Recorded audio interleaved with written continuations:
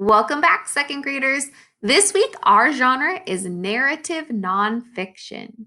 Now, we've worked with narrative nonfiction earlier in the school year, but it's important for us to remember all of the characteristics about narrative nonfiction and what makes a book or a story narrative nonfiction. Narrative nonfiction. A narrator tells a story about a real person. The narrative reads like a story. It may have a beginning, middle, and end, but the person and the events are real, not made up. Narrative nonfiction also may have text features, including photos and captions, to give additional information for the reader. So, to recap, a narrative nonfiction story will have a narrator telling a story about a real person and have text features like photos and captions. Those are clues that tell you a story is narrative nonfiction. For this activity and practicing our genre, we will use our Your Turn practice book, page 127. Go ahead and pause this video if you need to go grab your book and find page 127 and press play when you're ready to move on. Here is our story from page 127. This story is titled A Friendly City for Bikes. I would like you to follow along as I read aloud and be thinking about, is this story a narrative nonfiction?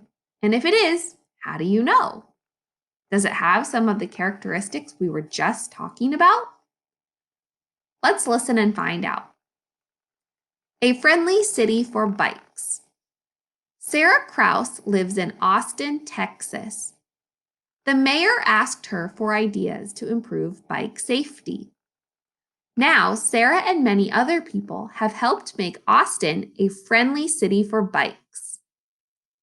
I can see a photograph with a caption. The caption reads, Sarah Krause was the leader of the bike safety group in Austin. Now we're going to answer some comprehension questions about our story. Number 1. How can you tell that this text is narrative nonfiction? How do we know it's narrative nonfiction? Well, I remembered that the characteristics of a narrative nonfiction story is that someone is telling a story about a real person.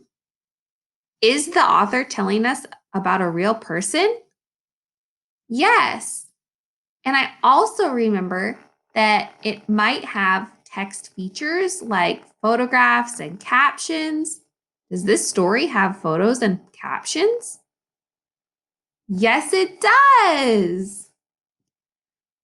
So we can tell that this text is narrative nonfiction because it tells a story about a real person and includes text features.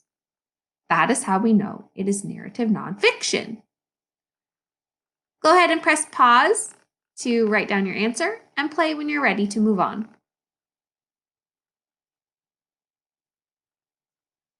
Number 2 asks, how has Sarah Krause helped out in Austin?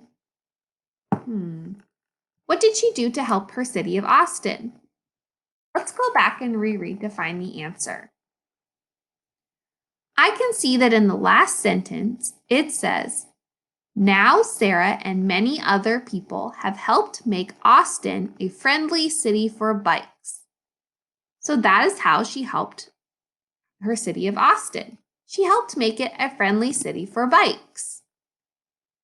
Sarah helped make Austin a safe city for bikes. Press pause and play again when you're ready to move on.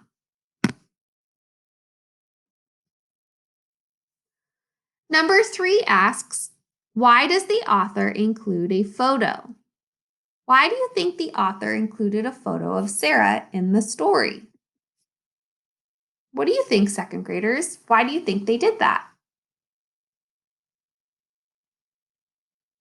Well, I think they included a picture of Sarah Krause so that the reader knows that she is a real person and to show us what she looked like. So I wrote, it helps the reader know that Sarah was a real person and to show what she looks like.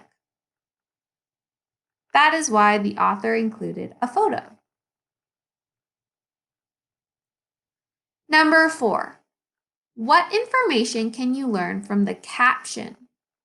Remember, a caption is a sentence or words describing a picture. So let's go read the caption and think about what information you learn from the caption. For number 4, you are going to write down your own sentence instead of copying my response. So be thinking about what information you're learning from the caption when you listen to me read it. Right below the picture is a sentence. That is the caption. Listen as I read aloud. Sarah Krause was the leader of the bike safety group in Austin. So what is the piece of information you learned specifically from that caption? When you're ready to write down your answer, go ahead and write it in a complete sentence on the line for number 4. What information can you learn from the caption? Think of your answer and write it down now. Once you are finished answering your number 4, you are finished with page 127. I look forward to seeing your answers. Great job!